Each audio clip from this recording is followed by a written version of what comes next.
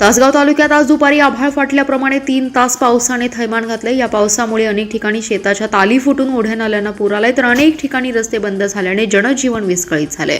गेले 4 ते 5 दिवस तासगाव शहरासह तालुक्याला मुसळधार पाऊस झोडपत आहे। या पावसामुळे शेतकऱ्यांचं मोठं नुकसान होत असून पावसामुळे पिके कुजून जात आहेत। दुपारी 12 वाजल्यापासून तासगाव तालुक्यातील चिंचणी, लोढे, कौलगे, सावर्डे यांसह तालुक्यातील अन्य भागांना अति मुसळधार पावसाने झोडपून काढले। 3 तास पडलेल्या या पावसाने आभाळ फाटल्यासारखी परिस्थिती निर्माण झाली होती।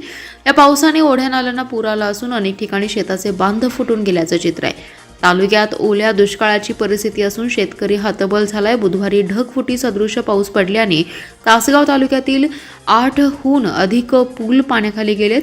येरळा अग्रणी नदीसह अनेक ओढ्या नाल्यांना पूर आलाय। पुरामुळे तालुक्यातील 8 पूल पाण्याखाली गेलेत।